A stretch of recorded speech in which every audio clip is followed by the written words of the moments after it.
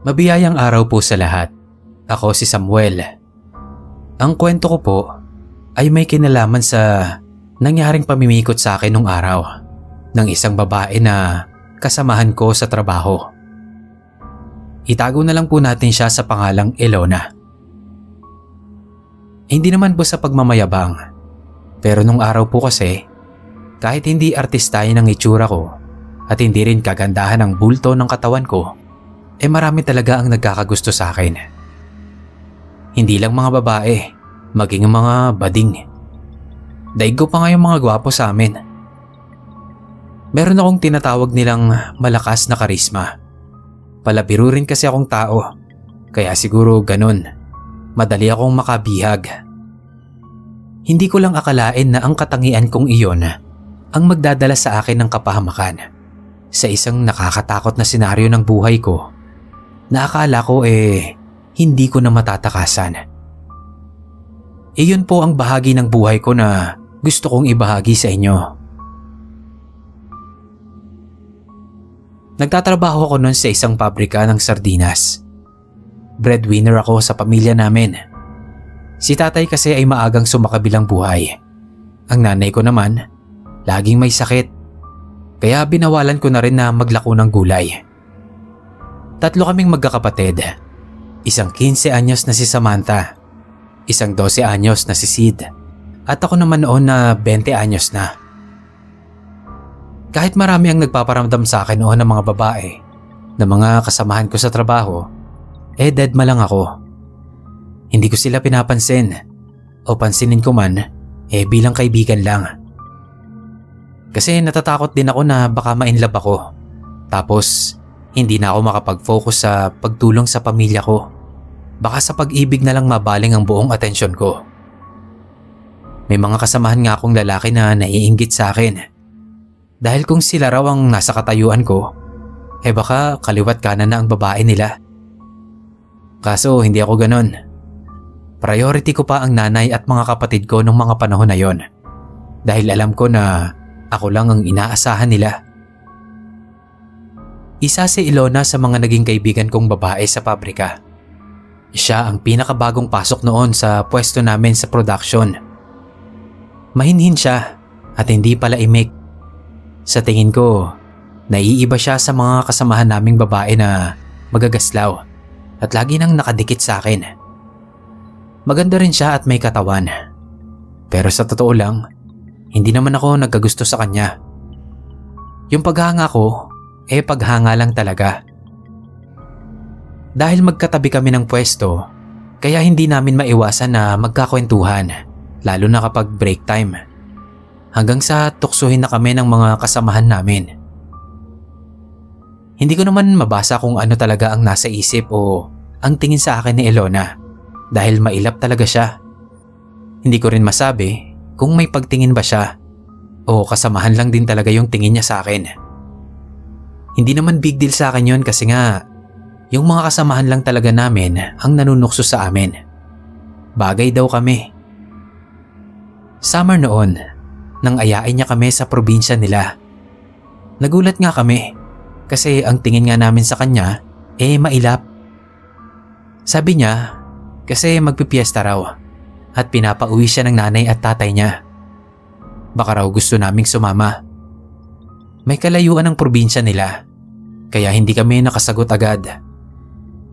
Yung ibang kasamahan namin may mga bulong-bulungan sa likuran ni Ilona. Hindi raw kaya may lahing aswang si Ilona kaya nag-aaya ito sa probinsya. Baka mamaya gawin lang kaming panghanda doon o kaya ay alay tulad ng mga napapanood sa pelikula. Ako naman, natatawa na lang ako sa mga sinasabi nila. Pero bago sumapit yung araw na sinabi ni Ilona, nagulat ako dahil ang daming gustong sumama. Makapag-relax man lang daw. Nagkataon din kasi na natapat na long weekend ang piyesta sa probinsya nila, kaya pwedeng-pwede kaming sumama.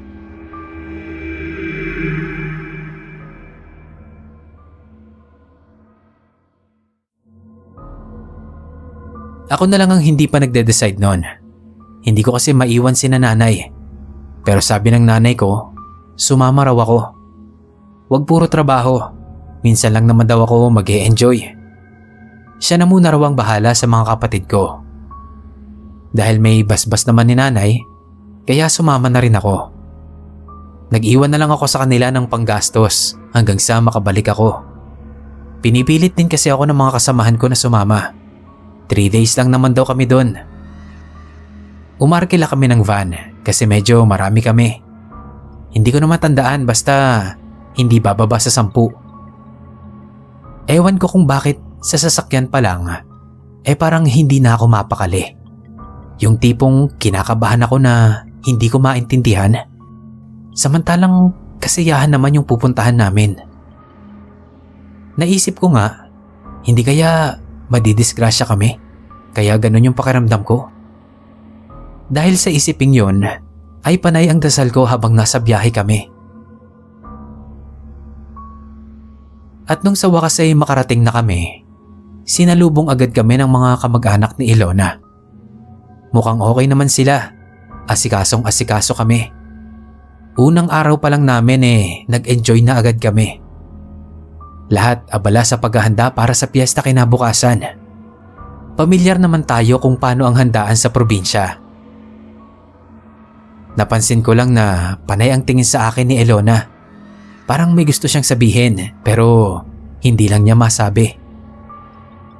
Kapag nahuhuli ko siyang nakatingin sa akin, yumuyuko siya o kaya bumabaling sa iba. Sa isip ko, baka nagkakagusto na siya sa akin. Nung araw na paalis na kami, habang inaayos ko ang mga gamit ko, nilapitan ako ni Ilona at inabutan ng kape. Magkape raw muna ako. Yung mga kasama namin, tinimplahan niya rin at nagkakape na sila sa mesa. Nagpasalamat naman ako, tapos nagpaalam na si Ilona. Pupunta muna raw siya sa mga kasamahan namin. Hihintayin na lang daw nila ako sa salas. Nung ininom ko yung kape, parang iba ang lasa ko. Parang kulay kape lang siya pero lasang herbal. Lasang dahon. Bigla akong nakaramdam ng pagkahilo at panghihina.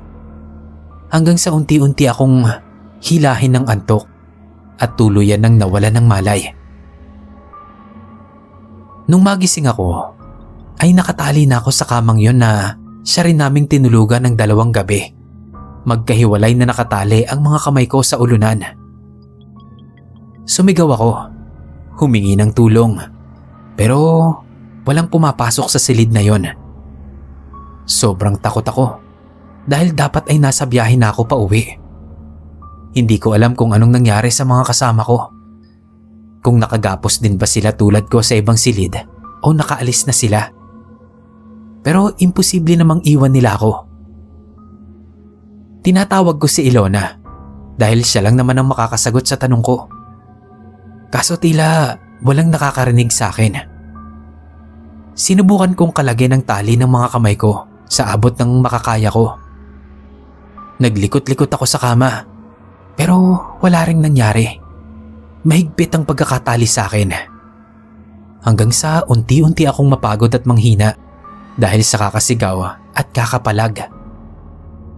Hinihintay ko na lang noon na may magbukas ng pinto ng kwartong yon para tulungan ako o para ilagay pa ako sa kapahamakan.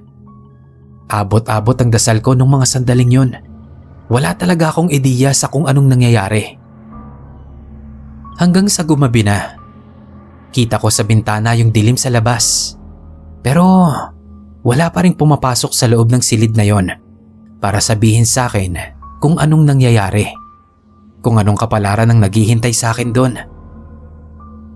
Iyon na siguro ang dahilan kung bakit atubili akong sumama at kung bakit ako kinakabahan sa biyahe patungo roon. May mangyayari pala talagang hindi maganda. Hanggang sa makatulugan ko na lang ang sitwasyon kong iyon.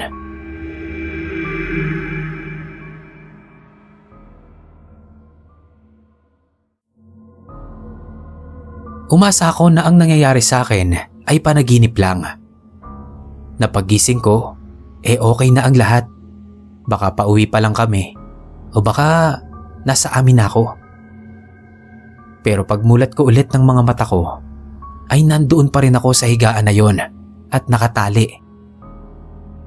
Sisigaw sana ulit ako pero naudlot nang biglang bumukas ang pinto at bumungad sa akin ng nanay ni Ilona. Tinanong ko agad siya ng sunod-sunod kung bakit ako nakagapos, nasaan ang mga kasamahan ko at ano ba talaga ang nangyayari. Hindi siya lumapit. Nanatili lang siya sa pintuan at sabi niya, kumalma muna ako. Paano naman akong kakalma sa sitwasyon na yon? Wala raw masamang mangyayari sa akin kung makikipagtulungan ako sa kanila. Anong tulong baka ako ang kailangan nila? Kailangan ko raw pakasalan si Ilona. Nanlaki ang mga mata ko. Naisip ko agad na gusto nila akong pikutin. Sa isip ko, sinasabi ko na nga ba at may gusto sa akin si Ilona? Pero walang-wala sa hinagap ko na gagawin niya ang ganitong bagay. Ang mamikot ng lalaki. Maria Clara nga ang tingin ko sa kanya eh. Siyempre tumanggi ako. Bakit ko kako pakakasalan ng babaeng hindi ko naman gusto? Isa pa, ayoko pa talagang magpakasal. Napakabata ko pa at ako ang breadwinner ng pamilya namin. Pero hindi pinakinggan ng nanay ni Ilona ang paliwanag ko. At sabi lang ay pag-isipan kong mabuti ang desisyon ko dahil wala rin naman akong mapagpipilian. Kung hindi ko raw pakakasalan ng anak niya ay hindi na ako makakabalik sa amin ng ligtas. Gulong-gulo ang isip ko noon. Sising-sisi ako kung bakit pa ako sumama sa piyestahan na yon. Pero dahil nandun na rin lang, nag-isip na lang ako ng paraan kung paano akong makakatakas sa senaryo na yon. Sabi ko, gusto ko munang makausap si Ilona. Nag-isip muna ang nanay niya. Pero maya-maya rin ay tinawag nito si Ilona at iniwan kaming dalawa sa silid. Hindi makatingin sa akin si Ilona. Parang nahihiya siya. Tingin ko hindi niya rin gusto ang nangyayari. Pero tulad ko, wala rin siyang mapagpipilian. Humingi agad siya ng pasensya pagbungad pa lang niya sa pinto. Sabi niya, ako raw ang napili ng mga magulang niya para ipakasal sa kanya. Ipinaliwanag niya sa akin na ang pamilya niya ay kasapi sa isang kulto. Taon-taon ay kumukuha ng alay ang kulto nila at ang alay ay isang dalaga na nasa edad niya. Kaya kailangan bago maging ganap ang pag-aalay na yon ay makapag-asawa siya. At kailangang masaksihan ng mga kasapi sa kulto ang kasal na yon upang maniwala sila. Kapag hindi sila nakakuha ng dalagang alay mula sa kanilang mga kasapi, ay maghahanap sila ng ibang mabibiktima sa ibang lugar. Ayaw daw ng mga magulang niya na maging alay siya, kaya kinuha nila ako. Sabi ko, bakit ako pa? Ang dami namang pwede nilang pikutin. Ako lang daw kasi ang pinakamalapit sa puso niya. Nagmakaawa ko kay Ilona na pakawalan niya na ako dahil tiyak na nag-aalala na ang nanay at mga kapatid ko. Pero humingi siya ng tawad sa akin. Pag-usapan na lang daw namin ang magiging setup pagkatapos ng kasal. Hindi ako makapaniwala. Hindi ako palamurang tao. Pero namura ko talaga si Ilona at nakapagbitaw ako ng masasakit na salita sa kanya. Bago siya lumabas ng silid, ay sinabi niya na ang alam ng mga kasamahan namin ay kami na. Kaya kusa na akong nagpaiwan at susunod na lang sa pag-uwi. Nagpahabol din ako ng salita na baka naman may iba pang paraan para hindi siya maialay. Bakit hindi na lang sila tumiwalag sa kultong yon? Umiling lang si Ilona. Sa oras na maging kasapi ka raw sa kulto, ay kamatayan lang ang pwedeng makapagtiwalag sa'yo.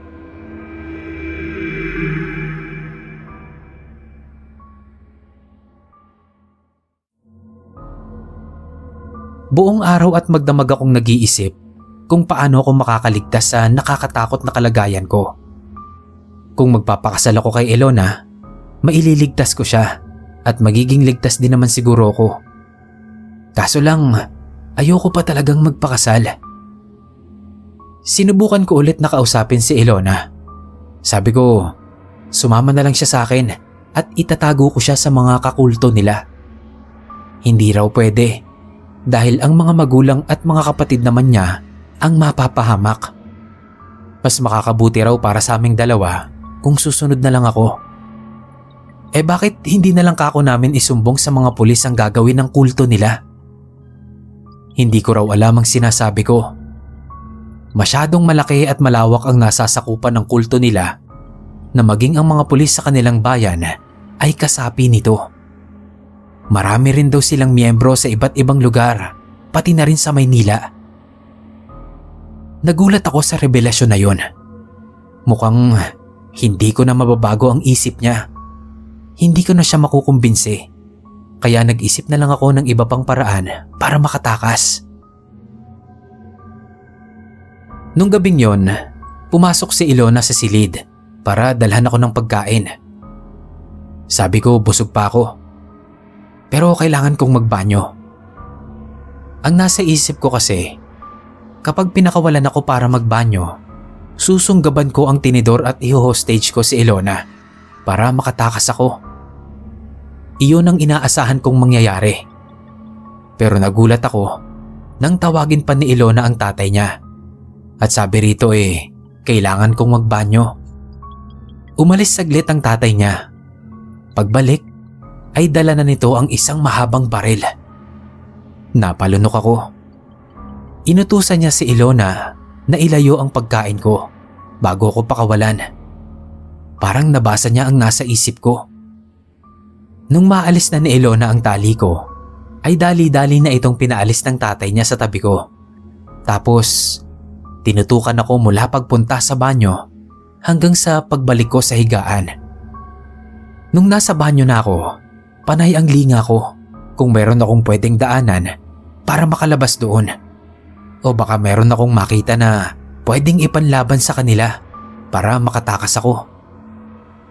Pero sa liit ng bintana ng banyo, maski pa ako, hindi magkakasya at wala ring ibang laman ng banyo kundi timba, tabo at sabon. Kaya laglag balikat akong lumabas doon habang ang tatay ni Ilona ay nag-aabang sa labas ng banyo at nakatutok pa rin sa akin ang baril hanggang sa makabalik na ako sa silid at maitali ulit. Nung gabing yon, sinadya kong hindi kumain. Gusto kong ipakita sa kanila na hindi ko talaga gusto ang nangyayari at hindi ko iyon kakayanin. Hahayaan kong makita nila akong nanghihina. Baka dalhin nila ako sa ospital.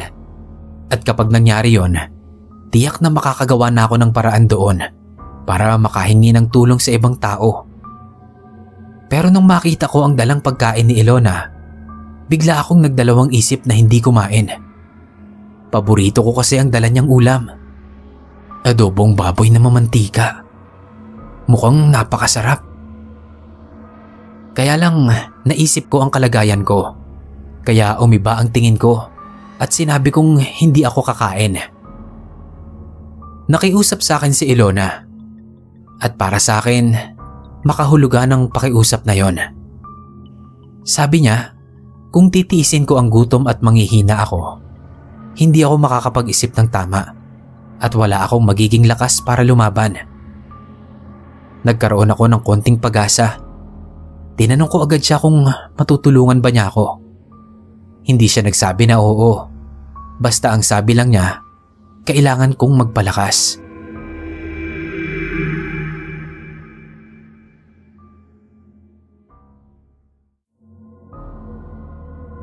Isang araw, bago ang itinakdang kasal namin, pumasok sa silid ang tatay ni Ilona.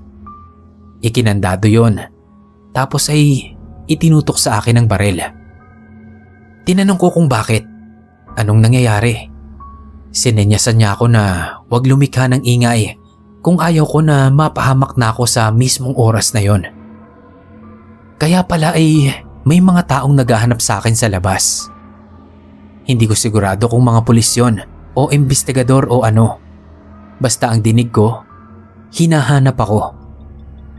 Narinig ko rin ang mga sinasabi ni Ilona sa kanila na totoong araw na nagpaiwan ako doon dahil ang balak namin ay sabay kaming babalik ng Maynila kinabukasan. Pero nag-away daw kami nung gabi, kaya't nung gabi ring iyon, umalis na ako. Sa sobrang sama nga raw ng loob niya, hindi muna siya bumalik sa trabaho. Ayaw daw niya akong makita.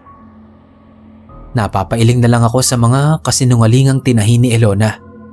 Hindi ko alam kung sa kanya ba talaga galing ang ideyang yon o idinikta lang sa kanya.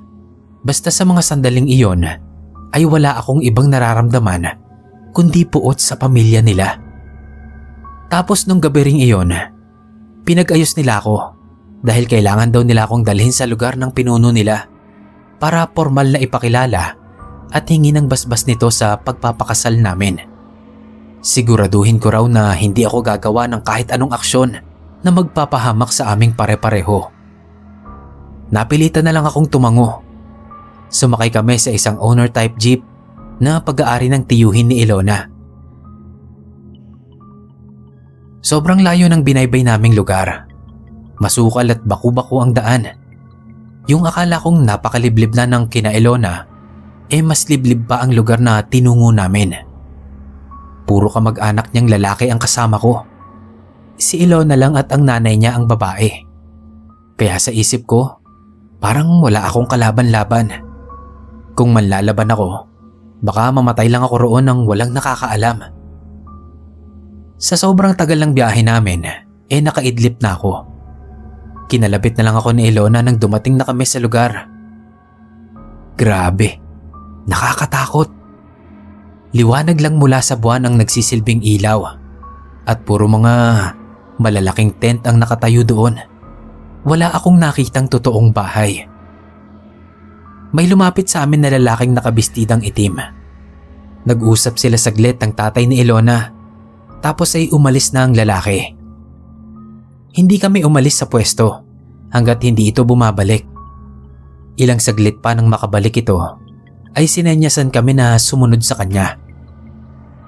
Gusto ko na talagang isipin na hindi lang sila basta mga kulto, kundi mga aswang. Kasi yung mga itsura ng mga taong dinaanan namin na nasa tent, puro sila nakabistidang itim, mapababae man ng lalaki. Tapos ang lalalim ng eyebags nila at lahat sila nakasunod ng tingin sa amin. Nakakatakot na mga tingin. Para akong nasa loob ng isang horror movie. Dinadasal ko na lang na sana makaligtas ako tulad sa mga bida sa pelikula. Dahil nanginginig ako sa takot, kaya napahawak ako ng mahigpit sa kamay ni Ilona. Pinulungan niya ako na huwag matakot dahil kasama ko sila. Tinanong ko na rin kung anong klaseng nilalang ba ang mga yon. Bakit kakaiba yata sa kanila? Sabi niya, ang mga ito raw ang mga taal na miyembro ng kulto. Ang ibig sabihin, mga unang hinirang. Kumbaga sa trabaho mga pioneer. Sila ang nagsisilbing pinakatapat na mga tagasunod ng pinuno at sila rin ang inuutusan na kumuha ng mga alay. Kaya kinatatakutan sila ng mga pangkaraniwang miyembro. Nung nakaharap na kami sa pinuno, mas lalo akong nakaramdam ng takot. Nasa loob ito ng isang kuweba at nakaupo sa upuang puno ng lumot. Nakakatakot din ang itsura niya. Isang malaki at matabang lalaki na nakasuot ng maskara. Tulad ng mga miyembro niya, ay nakasuot din siya ng mahabang itim na bestida. Tinanong ako nito ng napakaraming katanungan at lahat ng isinagot ko ay kung ano ang mga itinuro sa akin ng tatay ni Ilona na dapat kong isagot.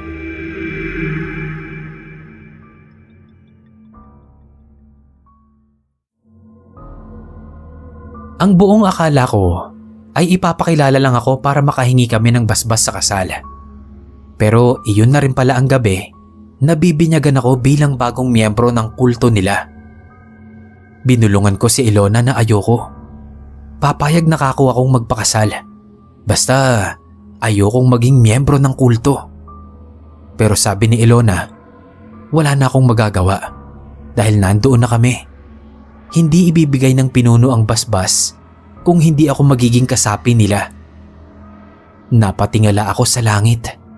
tinanong ko ang Diyos kung anong impyerno ba itong pinagdalhan niya sa akin.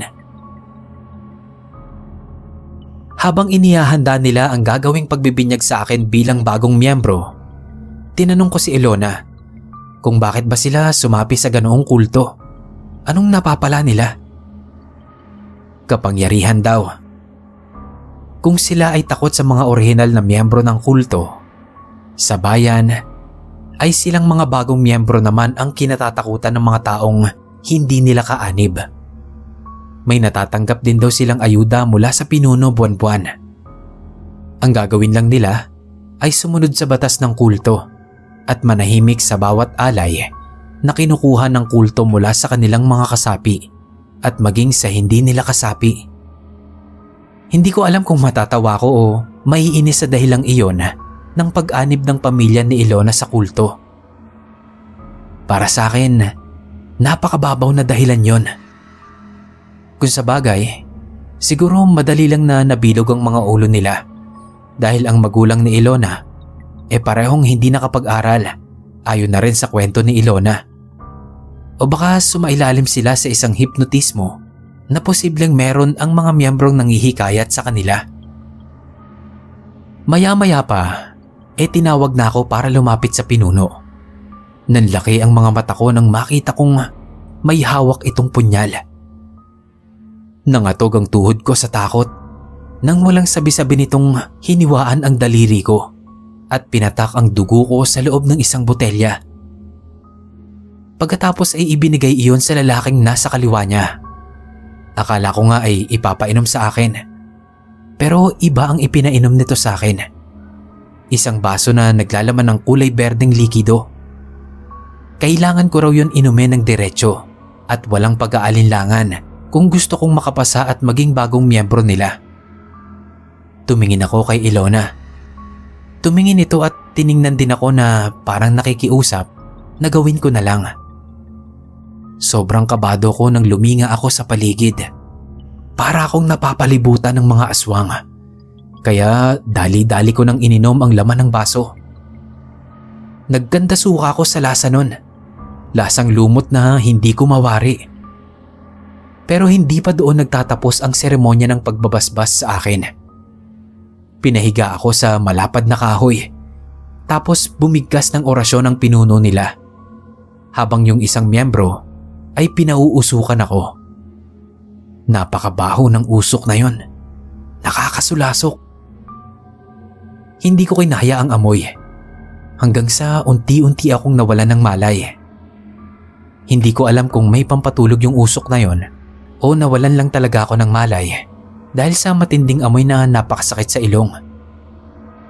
Nung magising ako, nakahiga na ako sa loob ng isa sa mga tent. Nasa tabi ko si Ilona at sabi ay umakto raw ako na may nangyayari sa amin sa loob dahil ang pinuno ay nasa labas at naghihintay ng magaganap sa aming dalawa bilang bagong mag-asawa. Nagulat ako. Sabi ko, hindi pa naman kami nakakasal. Ani Ilona, iyon daw ang patunay na meron talaga kaming relasyon. Kailangan na mapanood ng pinuno mula sa labas ng tent ang nangyayari sa amin. Makikita raw nito ang anino namin sa labas, kaya umakto na lang daw kami. Hindi ako makapaniwala. Inihiga ko si Ilona at tinignan sa mga mata. Ang sabi niya, umakto kami.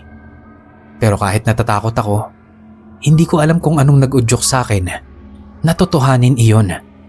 Kahit alam ko na pinapanood nila ang anino namin sa labas ng tent.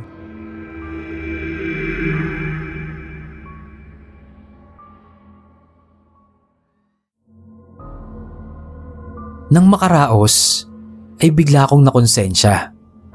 Humingi ako ng tawad kay Ilona sa nagawa ko sa kanya. Pero sabi niya, wala raw akong dapat ihingi ng tawad dahil ang nangyari sa amin ay bahagi talaga ng ritual. Tinatanggap daw niya iyon. Tapos nun ay malaya na kaming nakaalis sa lugar na yon. Nabitbit ang basbas ng pinuno nila sa pagpapakasal namin. Meron lang akong pakiusap sa kanila na kung pwede kong sunduin ang pamilya ko para makadalo sa kasal namin.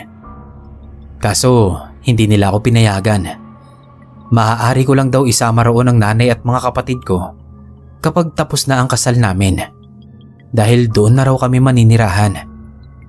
Hindi na raw ako makakatakas bilang bagong miyembro ng kanilang kulto. Hindi ko na alam kung ano pang dapat kong sabihin at maramdaman. Sobrang nag-aalala na ako sa pamilya ko at natatakot din ako sa bagong buhay na haharapin ko roon bilang bago nilang miyembro. Maliban kung makakagawa ko ng paraan na makatakas. May nangyari na sa amin, kaya umaasa ako na lalambot ang puso sa akin ni Ilona at tutulungan ako nito na makatakas sa malupit na kapalaran kong yun. Iniisip ko na baka natanggal na rin ako sa trabaho dahil sa hindi ko pagpasok ng halos 2 linggo na. Araw ng kasal namin. Palitan sa pagbabantay sa akin ng mga kamag-anak ni Ilona. Palitan din sila sa paghawak ng baril na kinatatakutan ko. Hindi kami sa simbahan nagpunta, kundi sa isang parang abandonadong templo. Pero iginiit sa akin ni Ilona na hindi iyon abandonado. Doon daw talaga ikinakasal ang mga miyembro ng kulto. Pero tingin ko talaga, abandonado na yon dahil ang dumi ng paligid. Puro tuyot na dahon. Kahit kasal namin, hindi man lang sila nag-abalang ayusan. Wala ring katao-tao roon maliban sa amin at sa nag-iisang matandang lalaki na magkakasal sa amin. Iyon daw ang kanilang apo, ang pinakamatandang miyembro ng kulto. Kung sino raw kasi ang pinakamatandang miyembro, ay iyon daw ang pinahihintulutan na magkasal. Sa isip-isip ko, okay lang siguro na ikasal ako dito kasi hindi naman pala tunay na pare ang magkakasal sa amin. Ibig sabihin, ang kasal na ito ay walang bisa. Sa mga taga-kulto lang ito may bisa. Kapag nakauwi talaga ako sa amin, hinding-hindi na ako babalik sa lugar na to, na para sa akin ay isang tagong impyerno. Hindi ko alam kung maniniwala kayo o kung meron na rin bang nakaranas nito na habang ikinakasal kami, may nakatutok na baril sa akin. Literal. Pero hindi na ganun katindi ang kaba ko kasi wala naman akong balak na tumakas sa mga sandaling yon. Ang plano ko na lang ay tumakas sa ibang araw kapag nakuha ko na ang tiwala nila, lalo na ni Ilona. Naisip ko na walang ibang makakatulong sa akin kundi siya lang. Kahit may nangyari na sa amin, matapos ang kasal ay hindi pa rin kami pinahihintulutan ng tatay at nanay niya na magtabi sa higaan. Ibinalik nila ako sa silid. Bagamat hindi na ako itinali, ikinandado naman iyon para hindi ako makatakas. Hindi ko alam kung ano talagang plano nila. Hindi naman nila ako habang buhay na maikukulong doon.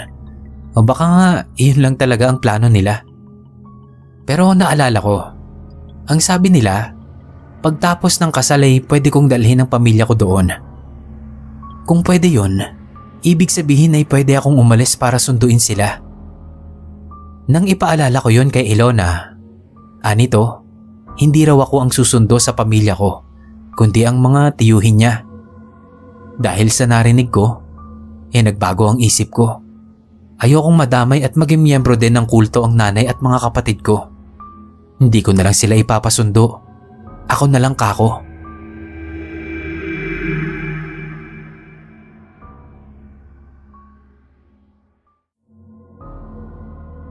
Akala ko, papayag sila.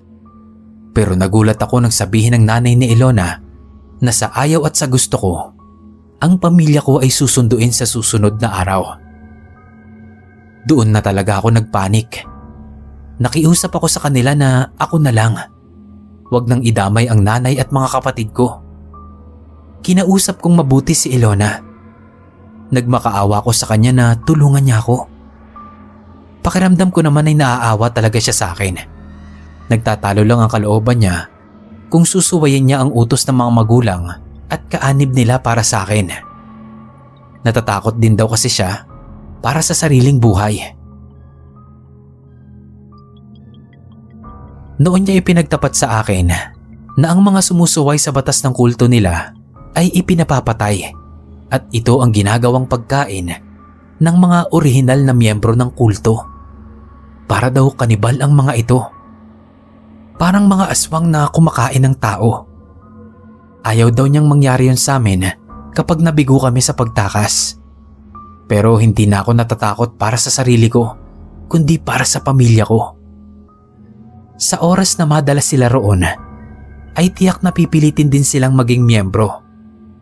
Si Ilona na rin mismo ang nagsabi na hindi madali ang maging miyembro ng isang kulto. Marami silang ipinagbabawal kahit tumira ka pa sa malayong lugar. Tulad niya, tumira raw siya sa Maynila at doon nagtrabaho. Pero para siyang nakatungtong sa numero dahil may mga kasapi doon na nakasubaybay sa bawat kilos niya. At kung hindi kami nakasal, malamang ay siya na ang susunod nilang iaalay. Kaya nga raw ang mga kadalagahan doon ay maagang nagsisipag-asawa dahil natatakot silang sa pagtungtong nila sa edad na 20 ay makasama na sila sa listahan ng mga pagpipiliang iaalay ng kanilang kulto. Pero nangako naman si Ilona na titignan niya kung anong magagawa niya para matulungan ako. Hindi ko alam kung pangahawakan ko ang pangakong yun. Basta nagtiwala na lang ako. Nakiusap ako sa kanya na bago pa masundo ng mga kaanak niya ang pamilya ko ay makagawa na kami ng paraan. Nung hating gabi, palihim na pumasok si Ilona sa silid ko at iniabot sa akin ng isang papel. Ingatan ko raw na may makabasa nun. Pagkatapos ay nagmamadali na siyang lumabas ng silid at ikinandado ulit yon. Binasa ko ang sulat niya. Sabi niya, bukas ng mga 11:11 ng hating gabi ay bubuksan daw niya ulit ang silid ko. Hihintayin daw niya ako sa likod ng bahay. Sa bintana sa kusina raw ako dumaan. Hindi raw niya yon isasara. Tatakpan lang niya ng kurtina para hindi mahalatang bukas. Una at huling pagkakataon ko raw yon. Kapag hindi ko nagawa, ay hindi na raw niya ako matutulungan. Kahit papano ay nagkaroon ako ng pag-asa. Kaya kinabukasan, sobrang balisa ako. Hindi ko alam kung malulusutan namin ni Ilona ang planong iyon. Abot-abot ang dasal ko na sana makaalis na ako sa lugar na yon. Palihim ko nang inihanda ang mga gamit ko. Itinago ko sa ilalim ng papag para walang makapansin. Panay ang tingin ko sa orasan. Inip na ako sa pagdating ng hating gabi. Nung araw na yon, ay kumain ako ng kumain para magkaroon ako ng lakas sa pagtakas namin. Inilagay ko sa utak ko ang sinabi ni Ilona na una at huling pagkakataon iyon ng pagtulong niya sa akin. Kaya hindi kami dapat mabigo.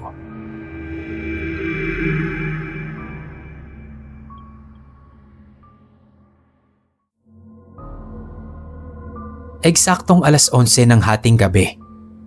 Nakahiga lang ako pero hindi talaga ako natutulog. Inabangan ko si Ilona.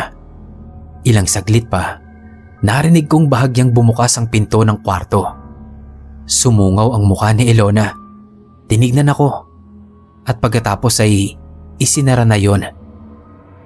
Kinuha ko na ang bag ko at lumapit sa pintuan.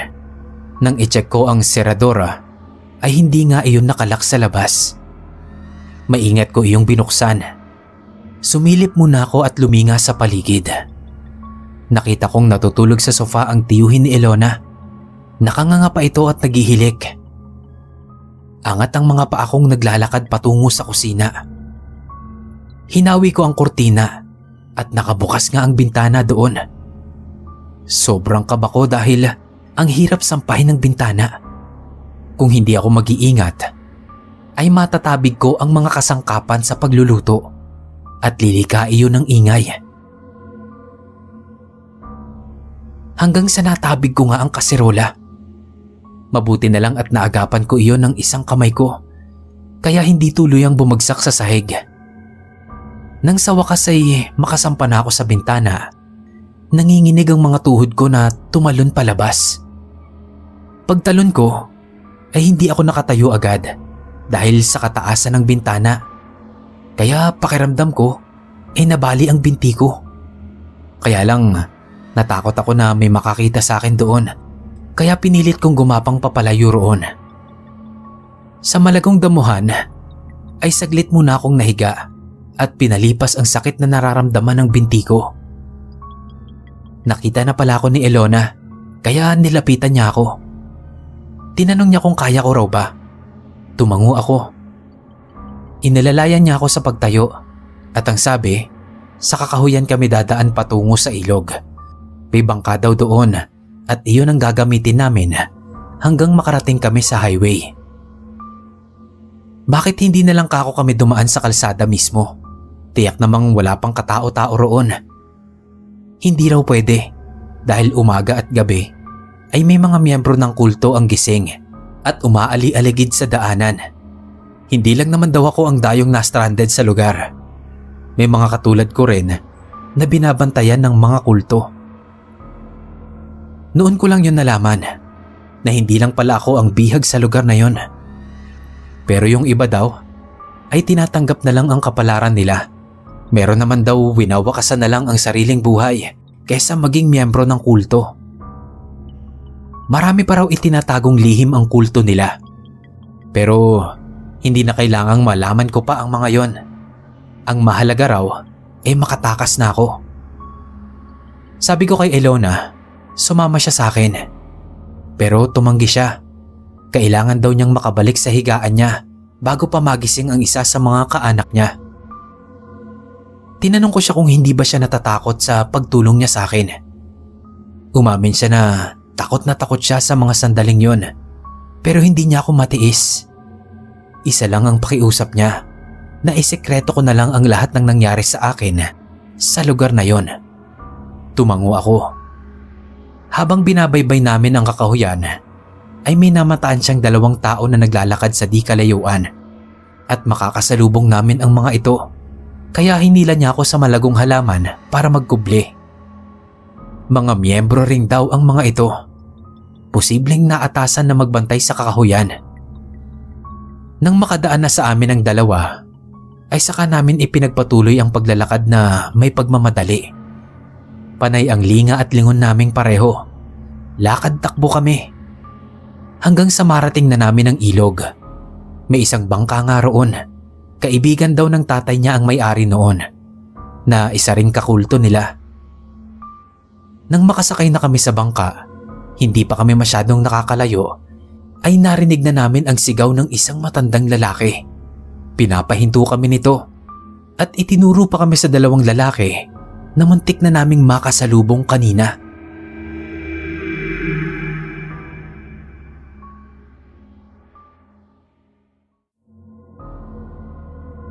Binilisan namin ang pagsagwan, pero nakakuha rin ng bangka ang mga ito. Hindi ko alam kung saan nila nakuha dahil isang bangka lang naman ang nakita ko roon kanina.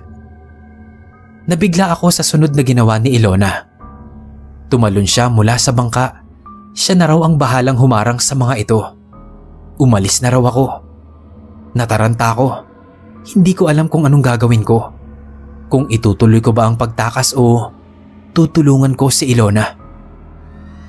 Nabanggit niya sa akin na ang mga lumalabag sa batas ng kulto nila ay pinapatay. Kaya natakot ako sa isipin na mapatay siya dahil sa akin. Sa takot ko na mangyari yon, ay tumalon din ako sa bangka. Nakita kong naabutan na siya ng 2 lalaki. Pero hindi ko siya hinayaang makuha nila. Nakipagbuno ako sa kanila habang pare-pareho kaming nasa tubig. Halos bugbog sarado ako at nakita kong sugatan din si Ilona. Nang magkalapit kami, ay sinabi niyang huwag kong hayaang masayang ang sakripisyo niya. Tumakas na raw ako. Nagtatalo talaga ang kalooban ko noon dahil hindi naman ako masamang tao. Oo nga't gustong gusto kong makatakas, pero ayoko namang mapahamak si Ilona.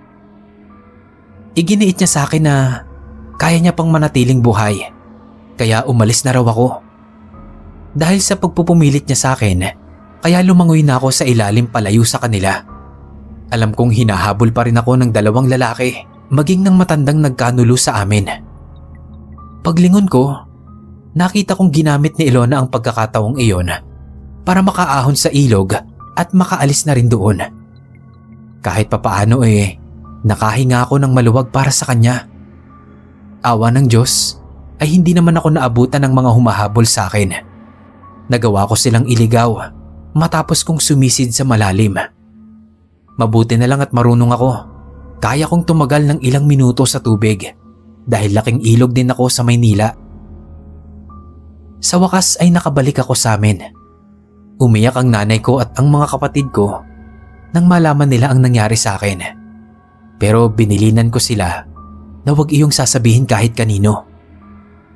Pinanindigan ko naman sa mga kasamahan ko sa trabaho ang mga kwentong tinahin ni Ilona patungkol sa aming dalawa.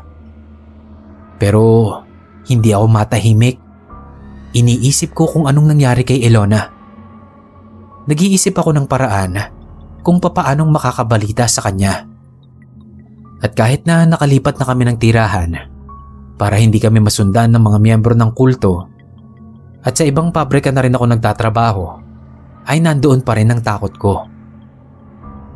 Lagi pa rin akong alisto sa paligid sa pag-aalinlangan na may miyembrong nakasunod sa amin. Hindi ko mapaniwalaan ang sarili kong damdamin. Dahil kung kailang wala na kaming komunikasyon ni Ilona, ay parang hinahanap-hanap ko ang presensya niya. Lagi kong naiisip ang ginawa niyang pag-aalaga sa akin nung bihag pa nila ako. Pati na rin ang nangyari sa amin sa tent. Minsan nga naiisip ko, ano kaya kung bumalik ako ron at ligawan ko na talaga si Ilona? Hindi ko tuloy maiwasang mag-alala para sa kanya. Baka napahamak na siya. Pero yung pag-aalala ko sa kanya ay naibsan nang hindi ko inaasahang makatanggap ng sulat mula sa kanya. Hindi ko alam kung paano niyang nalaman ang address ko. Naisip ko tuloy, baka may nakasubaybay pa rin talaga sa akin. Sabi niya sa sulat, masaya siya na nakaligtas kaming pareho at may kanya-kanya ng buhay ngayon. Ang totoo raw, nakalipat na rin silang mag-anak. Nang malaman kasi ng tatay niya ang ginawa namin, ay nag-alala ito para sa buhay nila. Kaya nung sumunod na araw daw, ang mga ito naman ang kasama niyang tumakas. Umaga raw nila ginawa yon. Dahil mga miyembro naman sila, kaya malaya silang nakapaglakad sa kalsada. Hindi na lang sila nagdala ng gamit para hindi mahalata. Habang ginagawa raw niya ang sulat na yon, ay kasalukuyan pa rin silang nagtatago. Hindi na sabi ni Ilona kung paano niya nalaman ang kinaroroonan ko. At wala ring address na nakalagay sa kanya para makasagot ako sa sulat. Umasa na lang ako na magpapadala pa ulit siya ng sulat dahil gusto ko siyang matunton. Kaso hindi na yon nangyari. Hindi na ulit ako nakabalita sa kanya. Maging sa kultong kinaaniban nila ay wala na rin akong naging balita. Kung mapakinggan man niya ang kwento na to at maalala niya ang nangyari noong araw, sana ay mapangiti ko siya.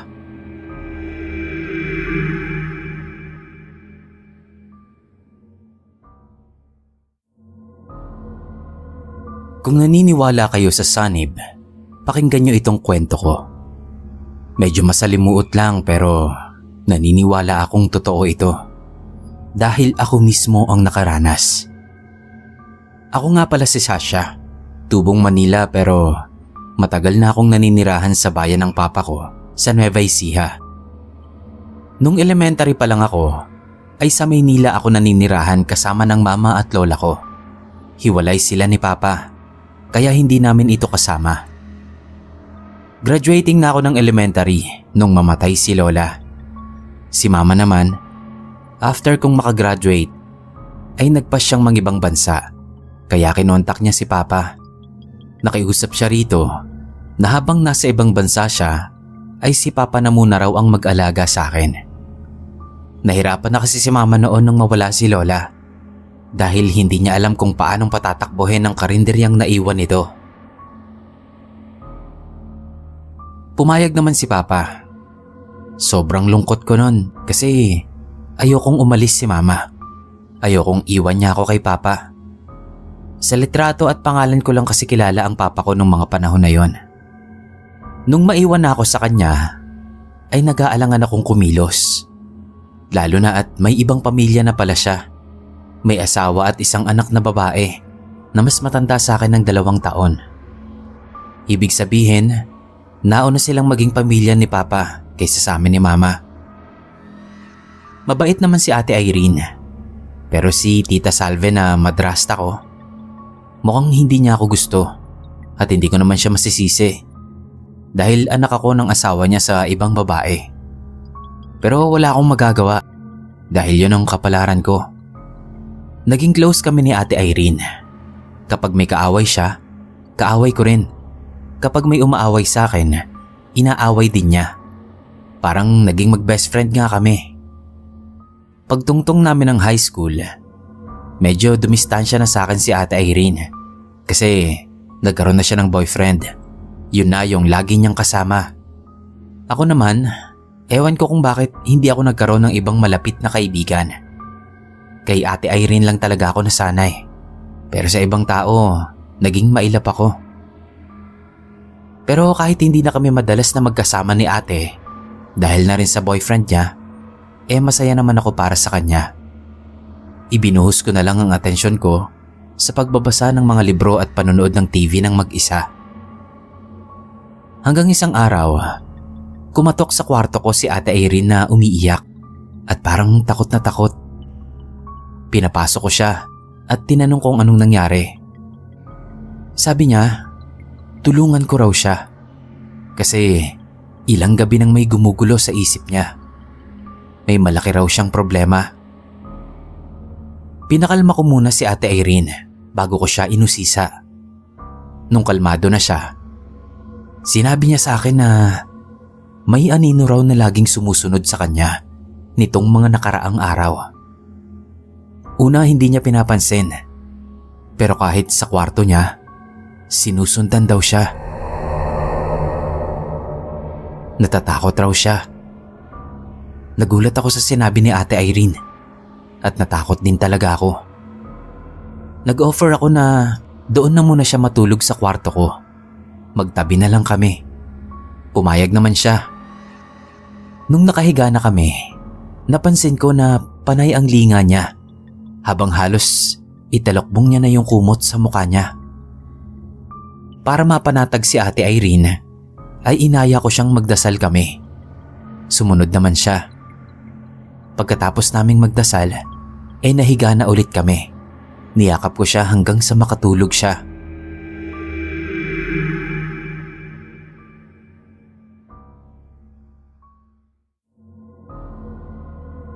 Hating gabi nang mapabalikwas ako ng bangon dahil sa malakas na sigaw ni Ate Irene.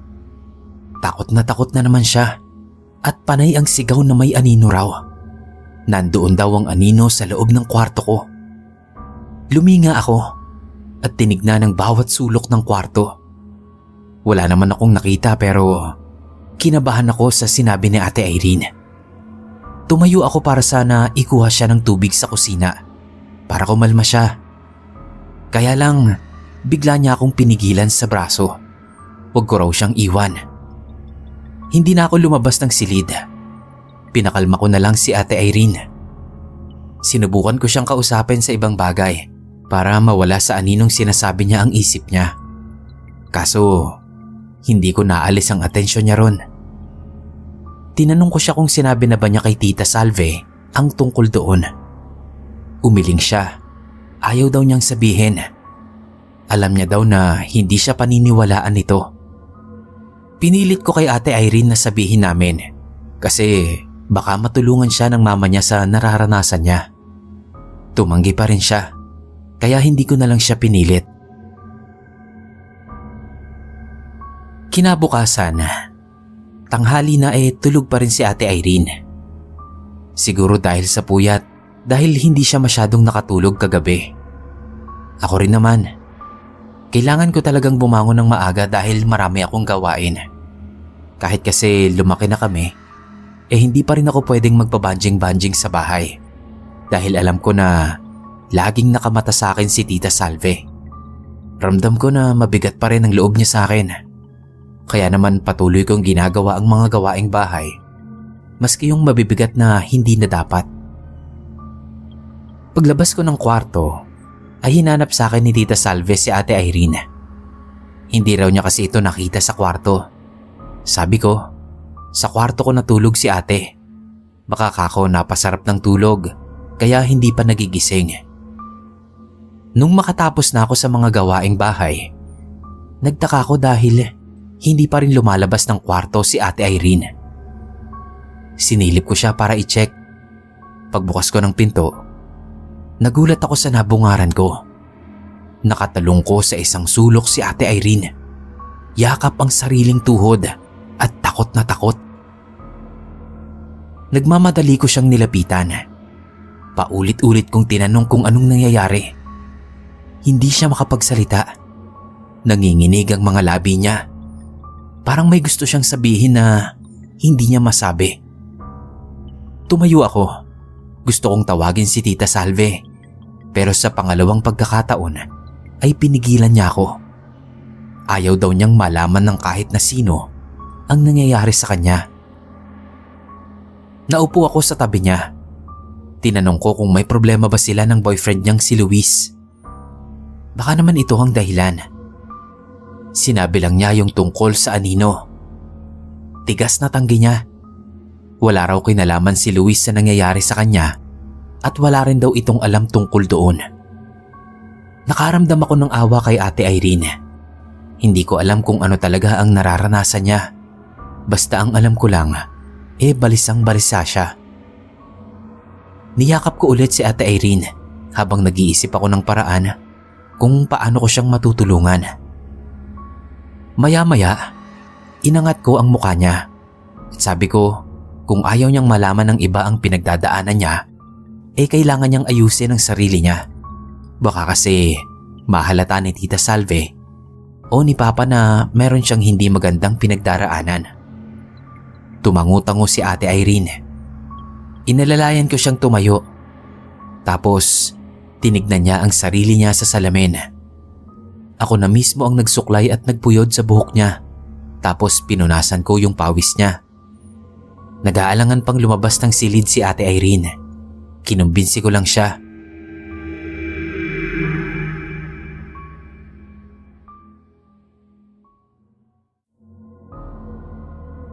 Inobserbahan ko si Ate Irene ng mga sumunod na araw. Sa tingin ko, parang lalo siyang lumalala. Dumalas ang pagkakita ko sa kanya na nakatulala lang. Hindi naman yun napapansin ni Tita Salve dahil pareho silang abala ni Papa sa negosyo nila. Madalas ay gabi na silang umuuwi at diretso na sa kwarto nila para magpahinga. Tapos maaga ulit silang aalis. Binibili na lang ako ng mga kailangan gawin. Kinukumusta naman nila sa akin si Ate Irene kapag hindi nila ito naaabutan sa mesa na nag-aagahan.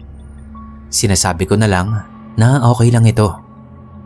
Nakokonsensya ako kasi alam ko naman na hindi okay si Ate Irene. Kaya lang, ayaw talaga niyang ipasabi kina Papa at Tita ang problema niya. Hindi ko tuloy alam kung tama ba ang ginagawa ko. Nung isang beses na nagsisisigaw na naman si Ate Irene, itinuturo niya sa akin yung anino na siya lang ang nakakakita. Nataranta ko. Nung mga nakaraan kasi, nagagawa ko pa siya agad na pakalmahin. Pero sa pagkakataon na yon, talagang nahirapan na akong pakalmahin siya. Nung sa wakas ay makatulog na siya, hindi na ako nakatiis. Tinawagan ko ang boyfriend niyang si Luis. Pinapunta ko sa bahay.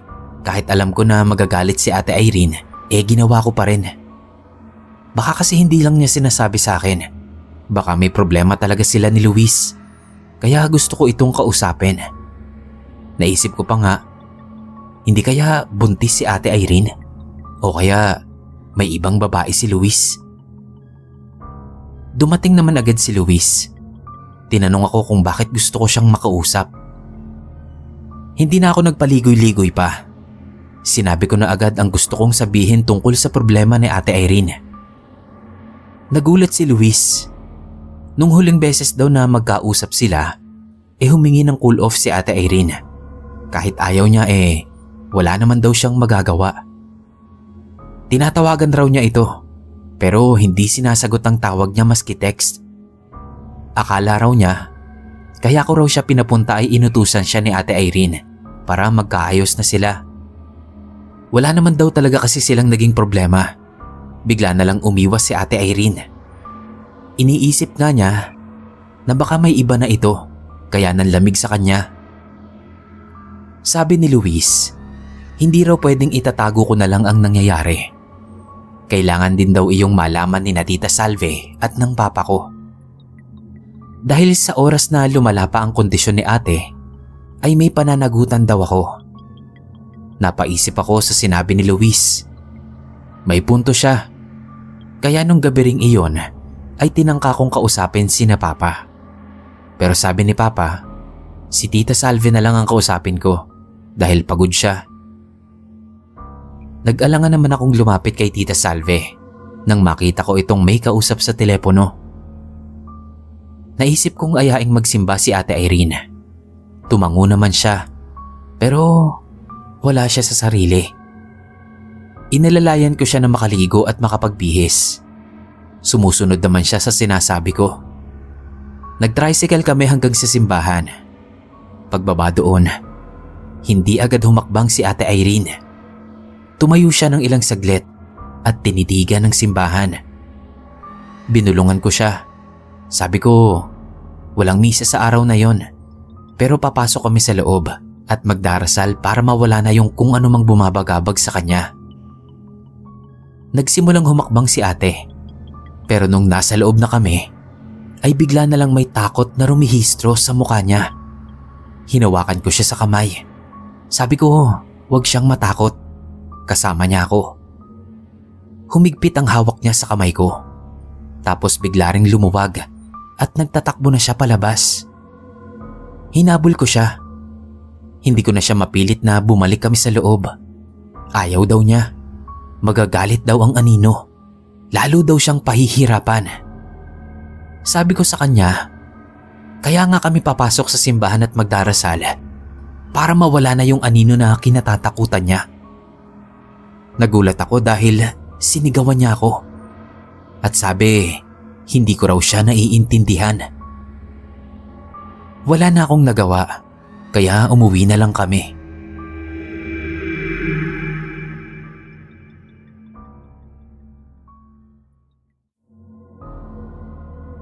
Pagdating sa bahay, ay nag-isip akong mabuti ng dapat kong gawin.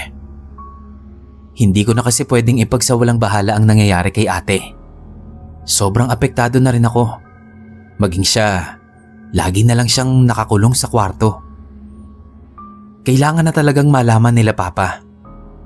Nung gabing yon, kahit alam kong pagod silang mag-asawa, pinilit ko pa rin makuha ang atensyon nila para masabi ko ang tungkol kay Ate Irene. Nung una, iiwas na naman si papa. Pero nung sabihin kong lumalala ang kondisyon ng anak nila, ay nakita ko rin naman sa mukha niya ang pag-aalala. Agad tinawag ni papa si Tita Salve. Hindi ko inaasahan na sa akin ibubunto ni tita ang sisi. Kasalanan ko raw kung bakit lumala ang kalagayan ng anak niya. Kung nung una pa lang ay sinabi ko na agad sa kanila, ay hindi na raw aabot sa ganito na parang nawawala na sa bait ang anak nila. Dinala nila sa doktor si Ate Irene. Matapos ang ilang pagsusuri, naging okay naman ang resulta. Walang nakitang problema sa kanya ang mga doktor. Takang-taka ko dahil biglang naging okay si Ate Irene. Bukod sa maayos na resulta ng pagsusuri, ay nakakausap din nila ng maayos si Ate Irene. Pero makalipas lang ang ilang araw, bumalik na naman siya sa dati, nang mas malala. Nang silipin ko siya sa sarili niyang silid, nakita kong nagtatago siya sa likod ng kurtina. Nung mapatingin siya sa akin, ay bigla niya akong kinawayan para lumapit sa kanya at sumenyas na huwag akong maingay. Sinenyasan din ako na magdahan-dahan, kaya nagdahan-dahan naman ako ng paghakbang papalapit sa kanya. Nung makalapit na ako sa kanya, hinawakan niya agad ang kamay ko at siniguro na kakasya kaming dalawa sa likod ng kurtina. Huminga siya ng malalim. Tapos bigla siyang umiyak. Sabi niya, hirap na raw siya. Isinandal ko ang ulo niya sa balikat ko at sabi ko, palagi siyang magdasal. Nung gabing yun, tumawag sa akin si Papa. Sabi niya, malilate sila ng uwi ni Tita Salve. Pinuntahan ko si Ate Irene sa kwarto niya para ayaing kumain. Pero wala siya roon. Nag-alala ko bigla. Paulit-ulit kong tinawag ang pangalan niya. Tiningnan ko, baka nasa likod na naman siya ng kurtina. Baka nakaupo lang kaya hindi ko nakita. Binuksan ko rin ang aparador hanggang sa makarinig ako ng maliliit na tawa mula sa ilalim ng kama. Lumuhod ako at yumuko. Pagsilip ko roon ay nandoon nga si Ate Irene. Nakadapa at nakatingin sa akin habang tuptop ang bibig at anyong pinipigilan ng pagtawa. Hindi ko naiwasan ang paggapang ng kilabot sa katawan ko. Yung tingin niya ay may kakaiba. Parang hindi siya. Napa-sign of the cross ako. Tinanong ko siya kung anong ginagawa niya ron. Hindi siya sumagot. Kaya sabi ko, lumabas na siya ron dahil marumi sa ilalim ng kama. Iniabot ko ang kamay ko sa kanya para mahawakan niya. Inabot naman niya. Akala ko lalabas na nga siya. Pero sa halip ay hinila niya ang kamay ko. Pilit niya akong hinihila papasok sa ilalim ng kama. Napasigaw ako at nagpumiglas hanggang sa mabitawan niya ako. Takot na takot akong nagtatakbo palabas ng kwarto niya. Hindi ko alam ang gagawin ko nung mga sandaling yon. Sinubukan kong tawagan si Papa pero cannot be reached na ang cellphone niya. Si Tita Salve naman, nagri-ring ang phone niya pero hindi niya sinasagot. Kaya alalang-alala ko.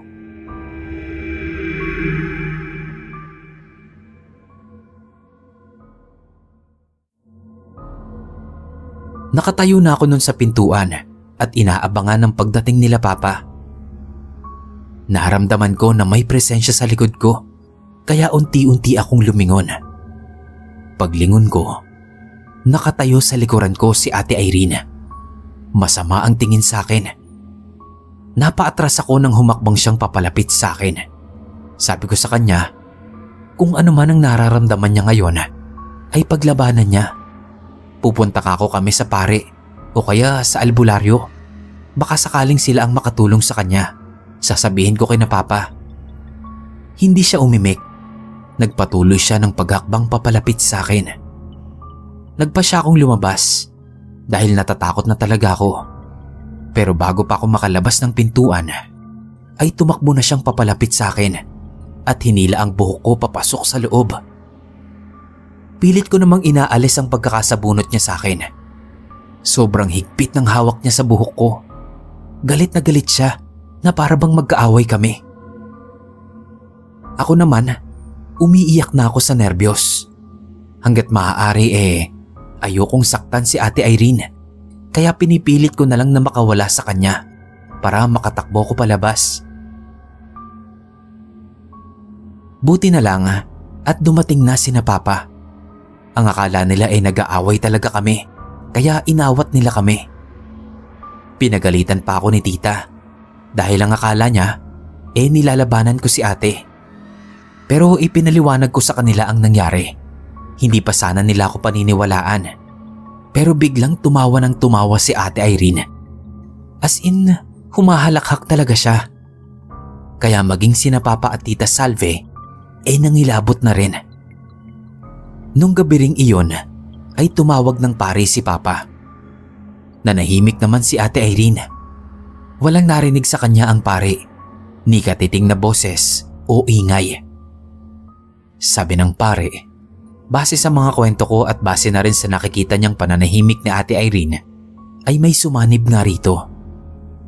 Pero sa tingin niya, hindi ito isang demonyo, kundi isang engkanto. Sa tagal na raw niya bilang pare, maraming beses na rin siyang nakakita ng mga sinasaniban, lalo na sa mga liblib na lugar. Kaya alam na niya ang pagkakaiba nito. Natakot ako sa sinabi ng pare. Kinabukasan, Sa albularyo naman namin dinala si Ate Irene. Kung ano ang ipinakita nito sa pare, ay ganun din ang ipinakita nito sa albularyo, na parang wala naman siyang sanib. Pero hindi nagpalinlang ang albularyo. Binalaan niya ang engkantong sumanib kay Ate Irene na kung hindi ito aalis ng kusa, ay parurusahan niya ito.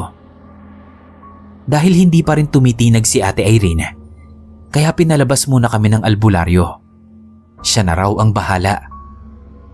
Habang nasa labas kami at naghihintay, ay dasal ako ng dasal para kay Ate Irene. Bigla na lang kaming nakarinig ng sigaw niya mula sa loob ng bahay ng albularyo. Tapos, narinig din naming sumisigaw ang albularyo. Napayakap ako kay Papa nang marinig ko ang tila kakaiba at malagong boses na nagmumula kay Ate Irene. Anito, hindi raw siya aalis. Kanya raw ang katawang iyon. Narinig din namin ang naging sagot ng albularyo. Kung magmamatigas daw ito, ay gagamitan niya na talaga ito ng tahas. Tapos ay nagsisigaw ulit si Ate Irene. Parang hinahampas siya ng albularyo. Hindi makatiis si Tita Salve.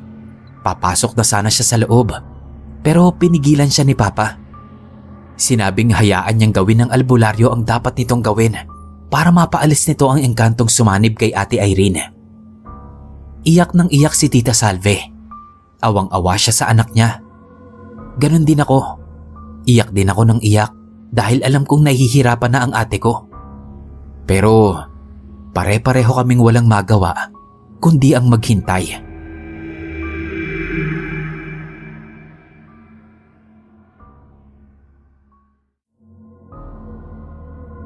Ilang sandali pa ay lumabas na ang albularyo. Kinausap nito sina Papa at Tita Salve. Ako naman, pumasok na ako sa loob ng bahay ng albularyo at nilapitan ko si ate. Nakayuko lang siya at walang imik, nakatitig sa sahig.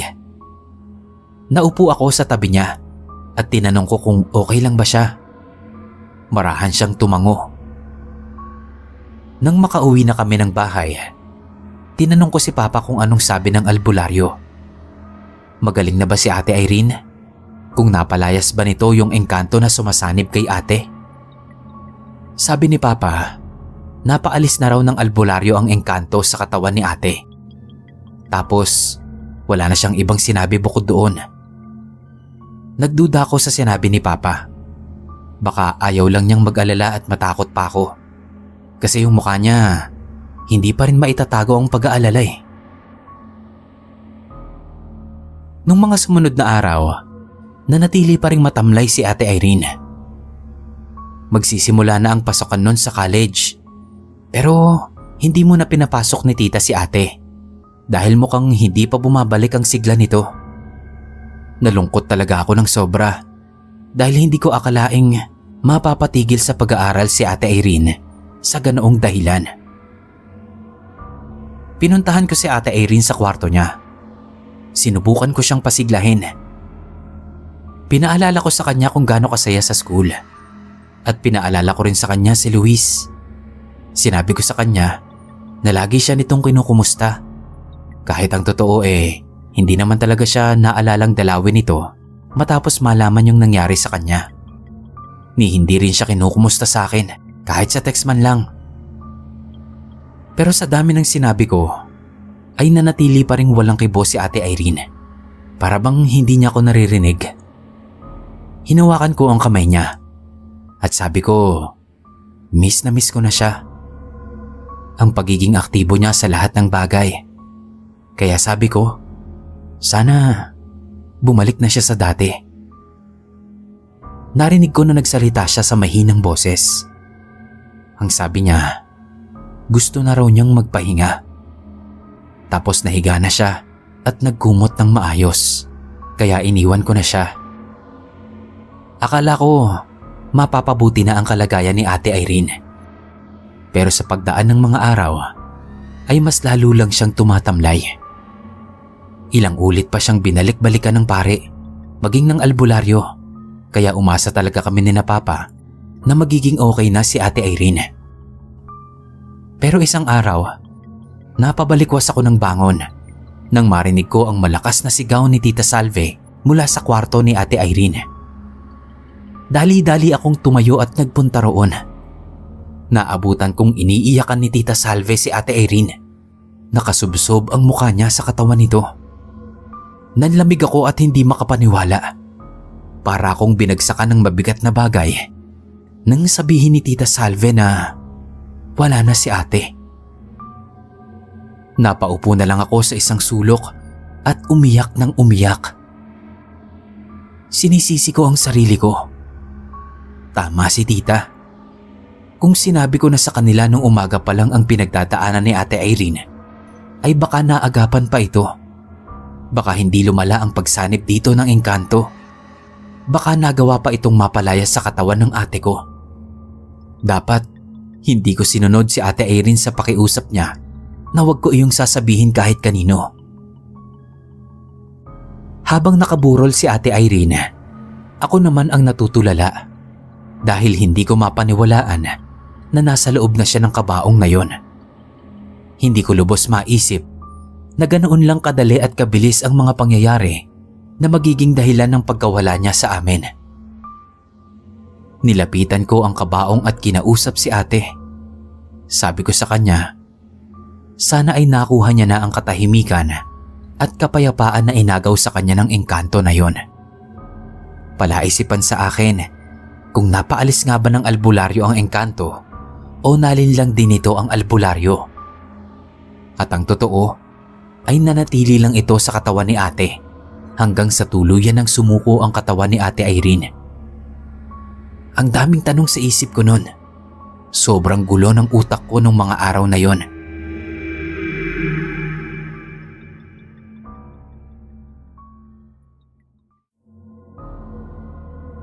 Libing ni Ate Irene. Sobrang bigat ng kalooban ko at hindi ko inaasahan na matapos ni Ate Irene ay magsisimula naman ang kalbaryong pagdaraanan ko. Habang pinapanood ko pa ang pagsasara ng lapida ni ate, ay biglang naagaw ang atensyon ko ng tila aninong dumaan sa likod ng puntod niya. Naalala ko agad yung unang beses na lumapit sa akin si Ate Irene dahil sa takot. Ang kinatatakutan niya noon ay isang anino. Ewan ko kung napaparanoid lang ako at naisip kong baka ako naman ang sumunod kay Ate Irene. Pero para mawala ang takot ko, inisip ko na lang na kung noon nga ay hindi ko nakita ang sinasabing anino ni ate, paano ko naman ito makikita ngayon? Baka sadyang may dumaan lang sa likod ng puntod ni ate ko at anino na lang ang nahagip ng mga mata ko. May makitid na daan kasi doon sa likod na kasya ang isang tao. Pilit ko nang inalis sa isip ko yung tungkol doon. Ayokong matulad kay Ate Irene, kaya hindi ko in-entertain ang takot sa isip ko. Nung makauwi na kami sa bahay, narinig kong nag-hysterical si Tita Salve. Nagsasagutan sila ni Papa.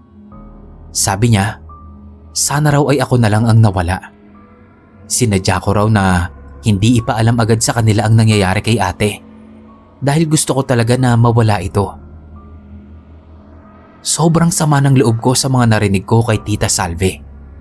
Ako talaga ang sinisisi niya sa nangyari sa ate ko na itinuring kong best friend. Parang hindi niya nasaksihan ang magandang turingan naming magkapatid mula pa man nang dumating ako sa bahay nila. Lalo patuloy na dagdagan ang bigat ng nararamdaman ko nung mga sandaling yon. Pero kahit sobrang bigat na ng pakiramdam ko, hindi ko pa rin nakalimutang gawin ang mga gawaing bahay na nakaatang sa akin. Sa ganoong paraan man lang, makatulong ako kay na Papa at Tita Salve. Hindi ko tuloy maiwasan na maalala ang mama ko sa mga ganong pagkakataon na kailangan ko ng mapaghihingahan ng sama ng loob. Hindi na kasi siya bumalik ng Pinas. Nakontento na lang siya na pinapadalhan ako ng pera. Nasa ganoon akong pag-iisip habang nakaupo sa kama nang makita ko sa gilid ng mata ko ang aninong dumaan sa pintuan ng kwarto ko. Bahagya kasing nakabukas yun. Kinabahan ako. Tumayo ako at tiningnan kung sino kay na Papa at Tita Salve ang nagpunta sa kusina. papunta kasi sa kanan ng direksyon ng anino. Tumutumbok ang direksyon na yon sa kusina namin. Kaya kung isa man sa kanila ang may-ari ng anino na yon, sigurado akong makikita ko sa kusina. Pagpunta ko sa kusina, wala namang tao doon. Tinawag ko pa si Papa at Tita Salve. Nagsimulang gumapang ang kilabot sa katawan ko. Kung walang tao roon, ibig sabihin ay namalikmata lang ako. O baka, totoo na ngang nakikita ko na ang aninong nagpapakita kay Ate Irene. Napalunok ako at napahugot ng malalim na paghinga. Tapos ay dahan-dahan akong humakbang paatras palabas ng kusina. Dahil patalikod akong umaatras, ay nabangga ako ni Papa.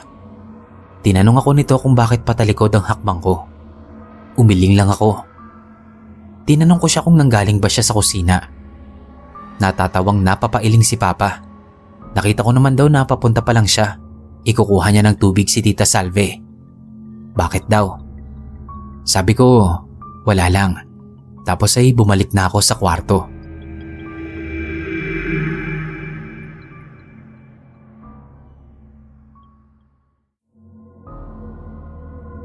Nung gabi ring iyon, nakahiga na ako sa kama ko.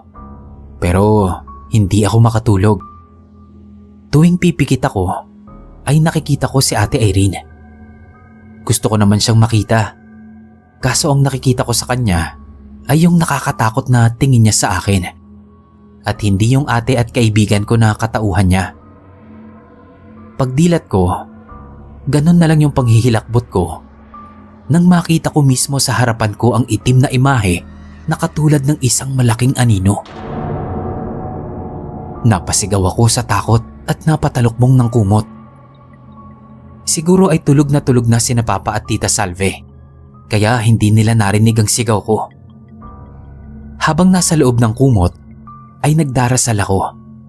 Ilang sandali pa, unti-unti kong inilabas ang mga mata ko mula sa kumot. Luminga ako sa paligid ng silid. Wala na akong nakita, pero nandoon pa rin ang takot ko. Kinabukasan paggising ko, ay nakaramdam ako ng panghihina ng katawan. Sinubukan kong bumangon pero parang may pumibigil sa akin na kung anong mabigat na puwersa. Dahil nga nahihirapan ako, kaya hinayaan ko na muna ang sarili ko. Nirelax ko muna ang katawan ko hanggang sa hilahin ulit ako ng antok. Hindi ko alam kung ilang minuto o oras ulit akong napaidlip. Napadilat na lang ako nang makarinig ako ng pagbubunganga ni Tita Salve.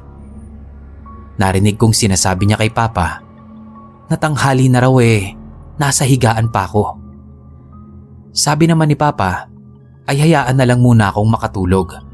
Tutal naman daw minsan lang akong gumising ng tanghali. At isa pa ay linggo naman. Pare-pareho kaming walang pasok.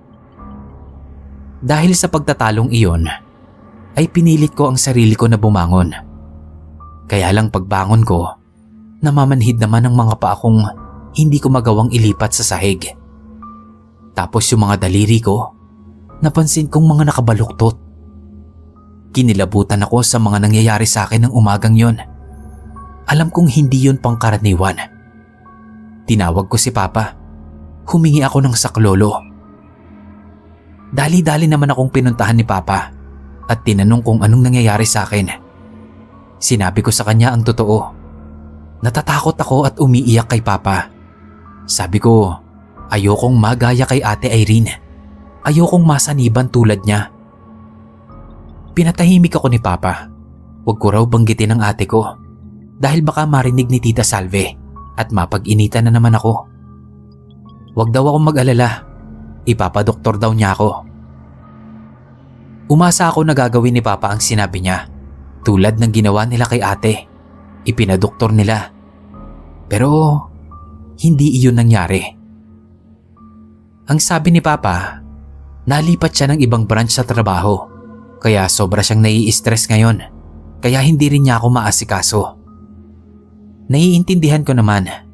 Lalo at nagluluksa pa kami kay Ate Irene. Lalo namang hindi ako aasikasuhin ni Tita Salve. Kung dati ay mainit ang dugo niya sa akin, mas higit ngayon na wala na si Ate Irene. Wala na akong kakampi at wala nang magtatanggol sa akin kapag pinapagalitan ako ni Tita Salve. Lalo at ako ang sinisisi niya sa pagkawala ni ate. Dahil doon, wala akong magawa kundi sarilinin ang mga nararamdaman ko nung mga panahon na yon. Naisip ko lang, mabuti pa si Ate Irene. Nung mga panahon na nakakaranas siya ng mga kakatwa, ay lagi akong nasa tabi niya. Nasasabihan niya ako, nadadamayan ko siya. Pero ako, wala na akong ibang mapagsasabihan. Walang ibang dadamay sa akin dahil hindi nga ako pala kaibigan na tao. Wala akong ibang mapagpipilian kundi sarilinin ang bawat kababalaghang pinagdadaanan at pagdadaanan ko pa. Dahil sa isiping yon, lalo akong natakot.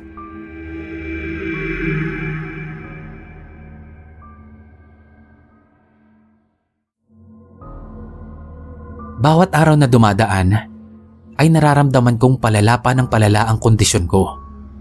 Hindi ko alam kung anong dahilan. Wala naman akong matandaang ginawa ko na masama. Kahit si Ate Irene, alam kong mabuti siyang tao, kaya hindi ko rin maintindihan kung bakit nangyayari sa akin yung ganon.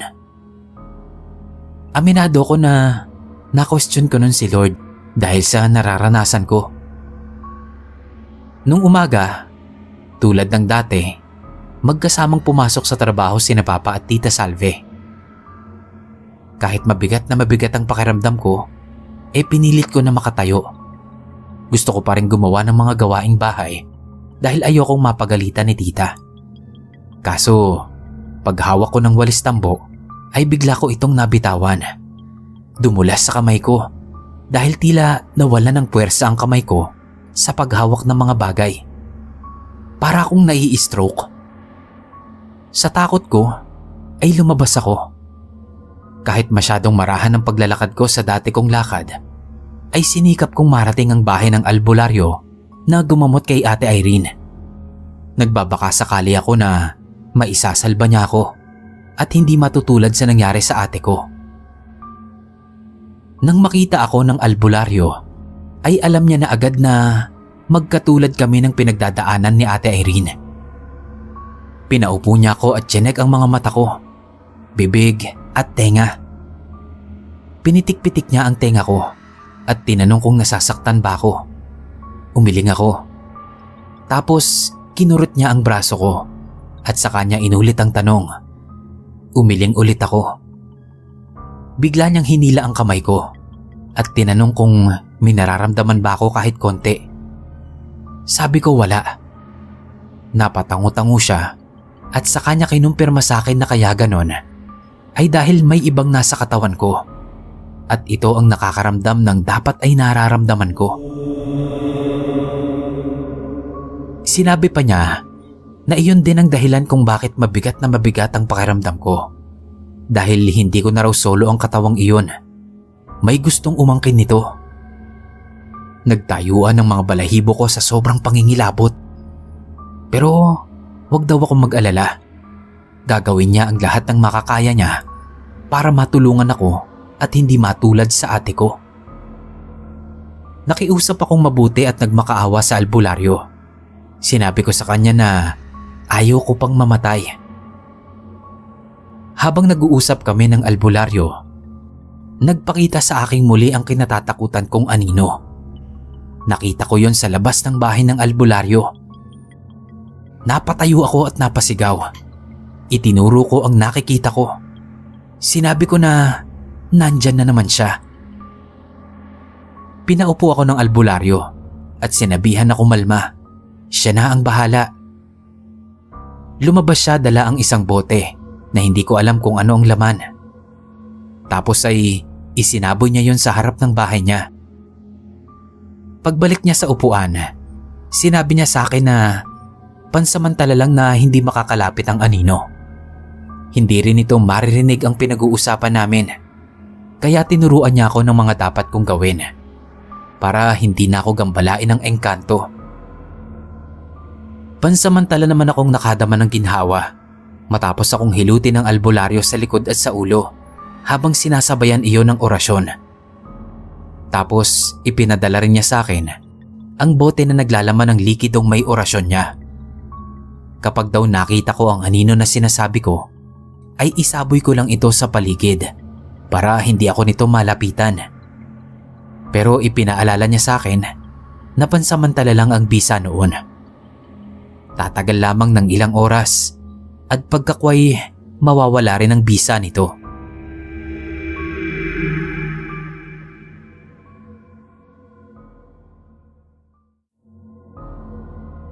Pag-uwi ko sa bahay, para akong nanggaling sa isang gera. Nanlulupaypay ako. Hindi ko maintindihan. Gulong-gulo ang isip ko. Hinang-hina.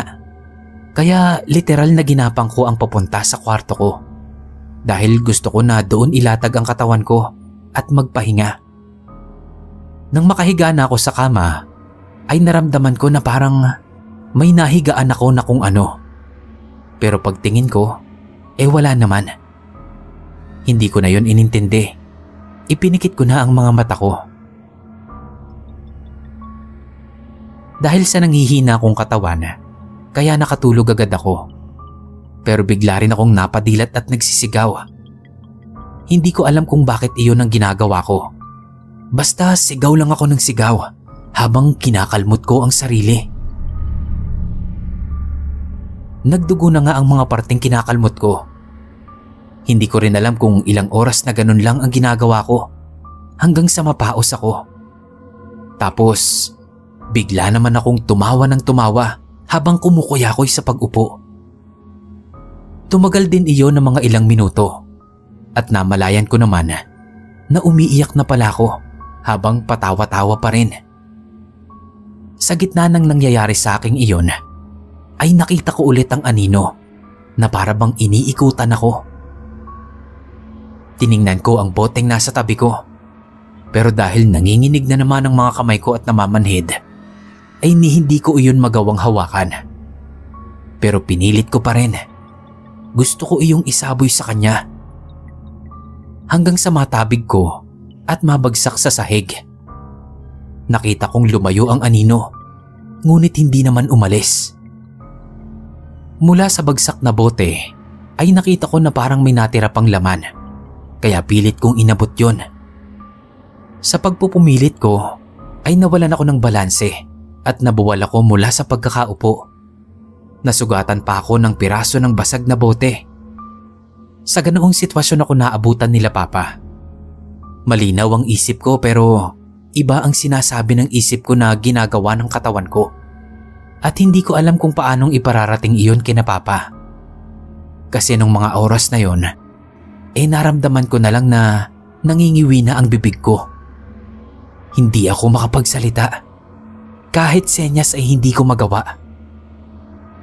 Kita ko ang takot sa mukha nila Papa at Tita Salve habang tinutulungan ako na maibalik sa kama. Agad nilang ipinatawag ang albularyo. Paglapit sa akin ito, ay pinagmumura ko ito kahit alam kong hindi naman ako ang nagmumura. Alam ko na hindi ko boses ang lumalabas sa bibig ko, kundi isang nakakatakot na boses. Hinawakan ako ng albularyo sa ulo. Pinisil-pisil niya yon. Pumikit siya at inutusan ng nakasapi sa akin na lisanin ang katawan ko. Ilang oras ding nanatili ang albularyo sa loob ng kwarto ko sa paggagamot sa akin. Hindi niya ako tinigilan hanggat lumalaban ang kung sino mang nasa katawan ko. Tila nakikipagmatigasan talaga ito. Pero hindi sumuko ang albularyo. Patuloy siya sa ginagawa niyang pagtataboy dito. Tapos noon ay nakaramdam ako ng matinding sakit ng katawan na sinundan ng sobrang pagkaantok. Hindi ko napigilan. Nang magising ako, ay nasa tabi ko na si Tita Salve. Nakaupo sa gilid ng kama ko, habang si Papa ay nakatayo sa may bandang paanan at nakatingin sa akin. Mabuti na lang daw at nagkamalay na ako. Tinanong ni Papa kung anong nararamdaman ko noong mga sandaling yon. Naupo ako at tinignan ang mga kamay ko. Pinakiramdaman ko ang sarili. Mukhang okay na nga ako. Nakakapagsalita na ako at pangkaraniwan na ulit ang galaw ng katawan ko. Naiyak ako sa sobrang tuwa. Tinanong ko sila kung okay na ba talaga ako. Kung napagaling ba ako ng albularyo. Sabi ni Papa, hindi sila 100% na sigurado kung hanggang kailan ako magiging okay. Basta ang sabi ng albularyo ay hindi na raw babalik ang engkantong iyon na kumuha sa buhay ng ate ko at nagtangkaring kunin ang buhay ko. Matapos ang pangyayaring iyon sa buhay namin, ay napansin kong unti-unti na ring bumuti ang pakikitungo sa akin ni Tita Salve. Sa totoo lang po, hindi ko talaga alam ang dahilan kung bakit namin iyon naranasan ni Ate Irene. Kung saan nanggaling ang engkantong sumanib sa amin at bakit kami ang napili nitong biktimahin. Pero kahit ano pa man ang dahilan ng mga pangyayaring iyon, ipinagpapasalamat ko pa rin na buhay pa ako ngayon.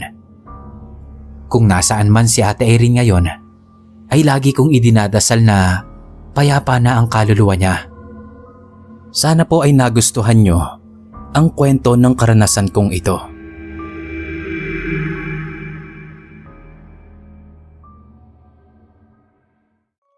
Yo mga kapasta! Ako nga pala si Kira, ang boses ng Nginig Stories, katang-isip lamang at creepy encounters. Kung nagustuhan nyo po ang kwentuhan natin ngayon, invite ko lang po sana kayo na pasyalan din ang channel ko. Nasa comment section po ang link ng channel ko. Sana po mapasyalan nyo.